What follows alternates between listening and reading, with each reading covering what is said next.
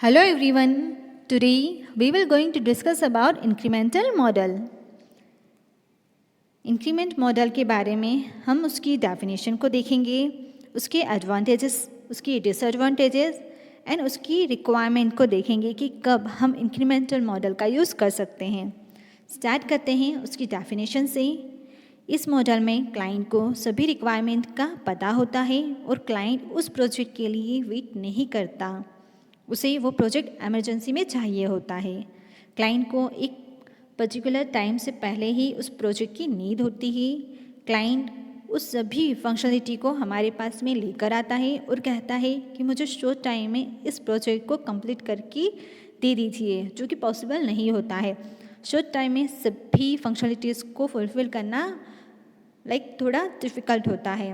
आपको जो urgent functionality चाहिए वो हम आपको फुलफ़िल करके देंगे और बाकी की फंक्शनलिटी को हम बाद में फुलफ़िल कर देंगे। तो हम क्लाइंट को इस तरह से सेटिस्फाई करते हैं उसकी रिक्वायरमेंट को फुलफ़िल करके। इसे ही इंक्रीमेंटल मॉडल कहा जाता है। इसमें क्लाइंट को इमीडिएट वर्क चाहिए होता है।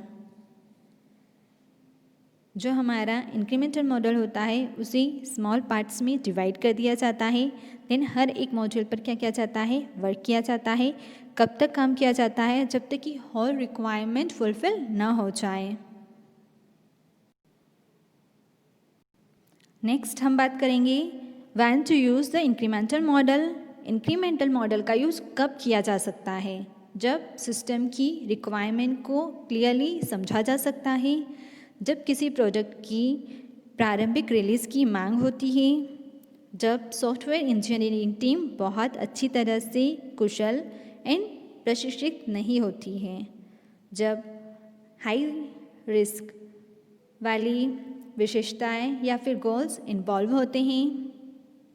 Application and product based companies के लिए इस तरह की मॉडल का यूज़ ज़्यादा किया जाता है। नेक्स्ट हम देखेंगे इंक्रीमेंटल मॉडल के एडवांटेजेस को।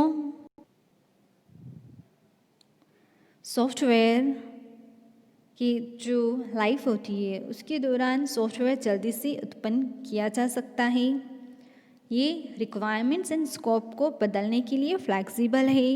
इसकी डेवलपमेंट स्टेजेस में चेंजेस किया जा सकता है। इसमें कस्टमर हमारे हर एक स्टेज में रिस्पॉन्ड करता है। एरर को इजीली पहचाना जा सकता है। देन नेक्स्ट आता है डिसएडवांटेजेस। जब इसके एडवांटेजेस हैं तो कुछ डिसएडवांटेजेस भी होंगे। इसके लिए एक अच्छी प्लानिंग की रिक्वायरमेंट होती है। Needs good planning and design. हर एक इटरेशन फेज कॉम्प्लेक्स होता है और एक दूसरे को ओवरलैप नहीं करता है।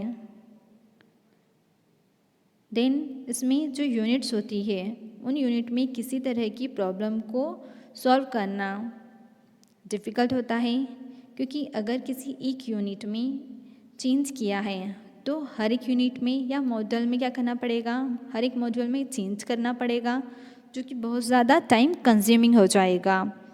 ये मॉड्यूल दूसरे मॉडल्स के कंपैरिजन में कॉस्टली होता है। जो हमारा इंक्रीमेंटल मॉडल है उसकी कॉस्ट हाई होती है, इसलिए ये क्या है, अदर के कंपैरिजन में थोड़ा कॉस्टली होता है। इस तरह से इंक्रीमेंटल मॉडल का यूज़ हम अपने प्रोजेक्ट के अंदर करते हैं एंड जो आउटपुट होता है उसे जनरेट करते हैं। आई होप इंक्रीमेंटल मॉडल आपको समझ में आया होगा। Thank you so much.